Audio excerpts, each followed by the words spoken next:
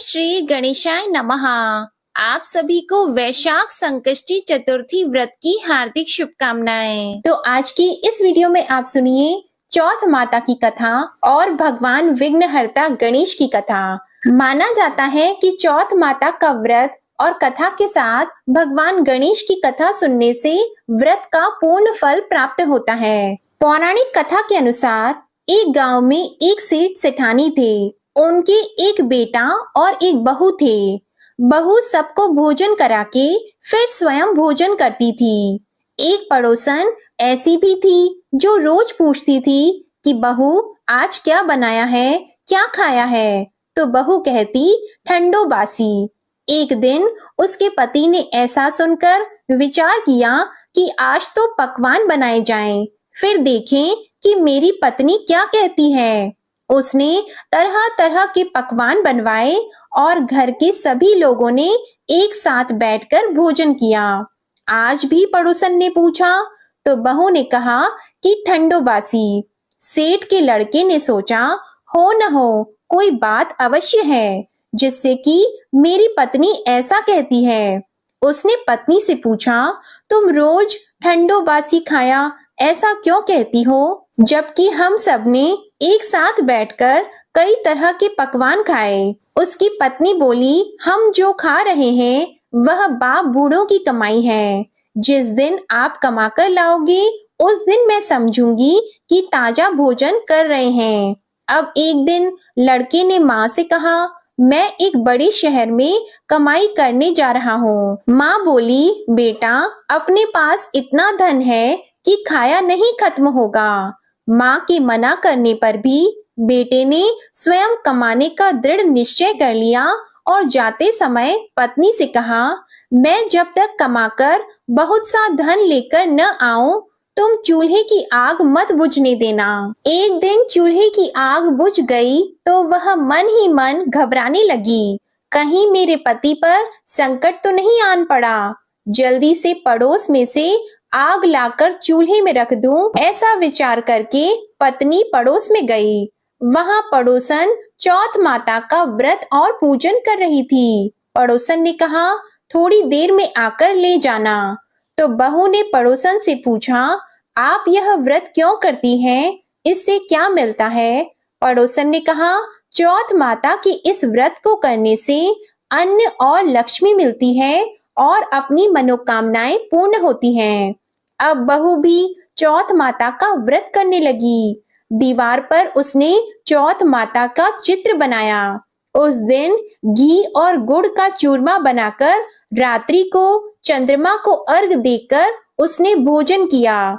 ऐसा करते करते बहुत दिन हो गए। चौथ माता ने उस बहू के पति को सपना दिया कि साहूकार का बेटा तू जागे कि सोवे, तेरी पत्नी तुझे बहुत याद कर रही है, घर जाकर उसकी चिंता मिटा दे। तू दुकान खोलकर कंकु केशर का पगलिया बना के बैठ जाना, आज तेरा हिसाब किताब चुकता हो जाएगा। अब तो चौथ माता ने जैसा कहा था वैसा ही हुआ। उसने घर जाने की तैयारी की और गाड़ी भर के धन दौलत लेकर चल दिया। रास्ते में एक बड़ा सा काला नाग फन फैलाए बैठा था और कहने लगा आज तो मैं तुझे डसूंगा, छोड़ूंगा नहीं, आज तेरी आयु पूरी हो गई है। सेठ के लड़के ने कहा आज चौथ माता ने मुझे सपना दिया तो मैं पत्नी से मिलने घर जा रहा हूँ। वहाँ मेरी पत्नी बहुत चिंता कर रही है, मैं उससे मिलकर जरूर आऊंगा, तब तुम मुझे डस लेना। नाग ने कहा तुम शपथ पूर्वक कहकर जाओ तो मैं तुम्हें जाने दूंगा, परंतु लौट कर नहीं आए तो तुम्हारे घर आकर मैं तुम्हें डस लूंगा। इस प्रकार सांप को वचन देकर वह घर पहुंचा। वहां सभी से हंसी खुशी से मिला और भोजन करने उदास होकर बैठ गया।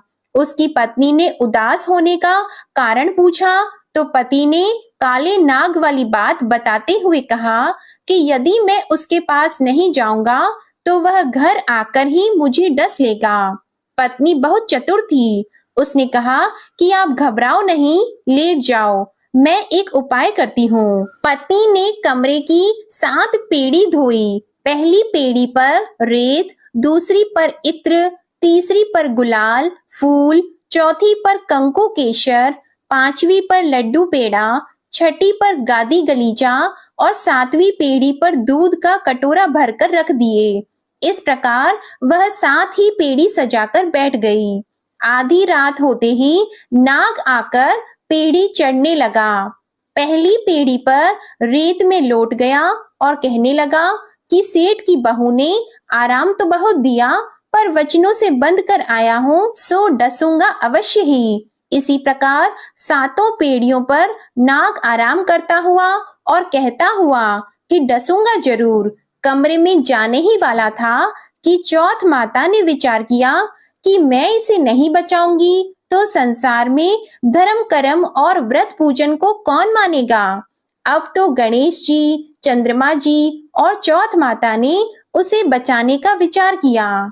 चंद्रमा जी ने उजाला किया, चौथ माता ढाल बनी और गणेश जी ने तलवार लेकर नाग को मार दिया और ढाल से ढक दिया। अब बहू भी थकी हारी सो गई।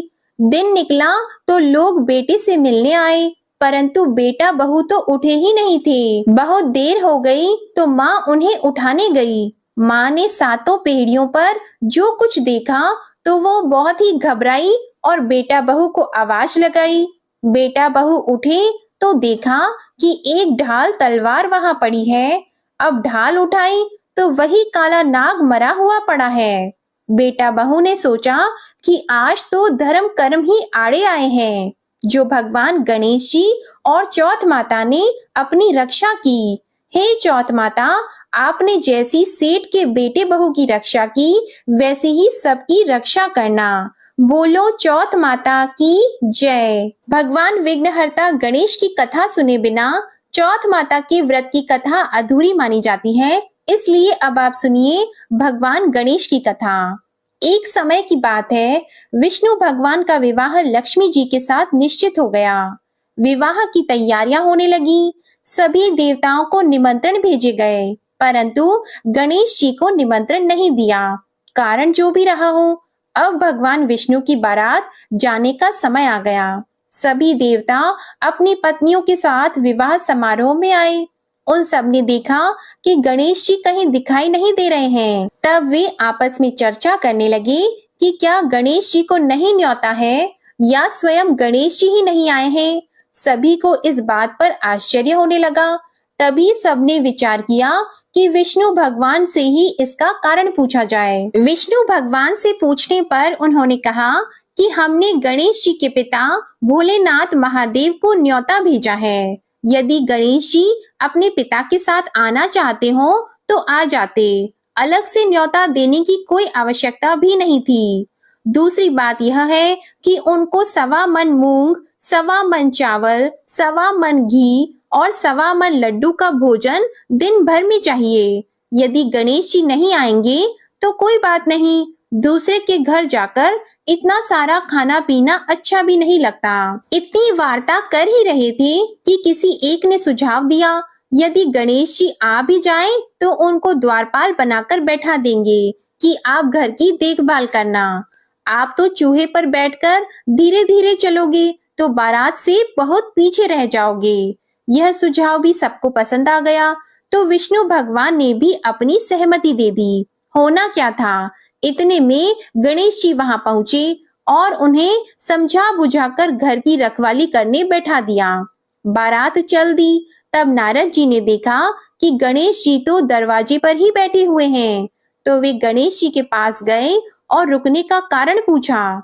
गणेश जी कहने लगे कि विष्णु भगवान ने मेरा बहुत अपमान किया है। नारद जी ने कहा कि आप अपनी मूषक सेना को आगे भेज दें तो वह रास्ता खोद देगी, जिससे उनके वाहन धरती में धंस जाएंगे। तब आपको सम्मान पूर्वक बुलाना ही पड़ेगा। अब तो गणेश जी ने अपनी मूषक सेना जल्दी से आगे भेज दी और सेना ने जमीन पोली कर दी। जब बारात वहां से निकली तो रथों के पहिए धरती में धंस गए। लाख कोशिश करे परंतु पहिए नहीं निकले। सभी ने अपने अपने उपाय किए, परंतु पहिए तो नहीं निकले, बल्कि जगह जगह से टूट गए। किसी की समझ में नहीं आ रहा था कि अब क्या किया जाए। अब तो नारद जी ने कहा, आप लोगों ने गणेश जी का अपमान करके अच्छा नहीं किया।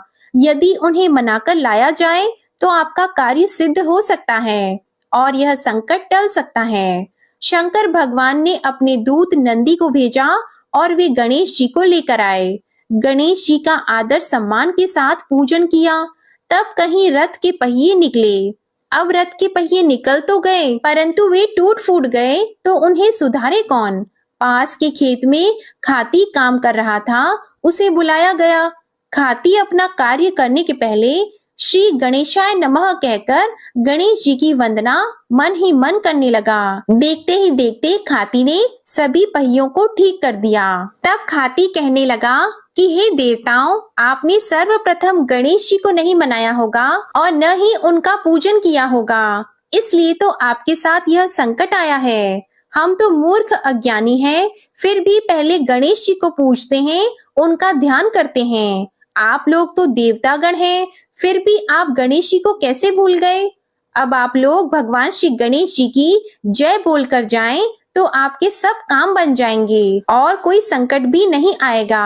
अब सभी को अपनी अपनी गलती का पश्चाताप हुआ और सबने भगवान गणेश की जय जयकार करते हुए और बारात वहां से चल दी और विष्णु भगवान का लक्ष्मी जी के साथ विवाह संपन्न करा के सभी सकुशल घर लौट आए। हे गणेश जी महाराज, आपने जैसे विष्णु भगवान के कार्य को सिद्ध किया, वैसे सभी के कार्य को सिद्ध करना। बोलो भगवान गणेश की जय। तो ये थी आज की चौथ माता की कथा और विघ्नहर्ता भगवान गणेश की कथा। आज की कथा अच्छी लगे तो वीडियो को लाइक करना मत भूलिएगा और कमेंट में चौथ माता की जय और भगवान गणेश की जय भी लिखिएगा।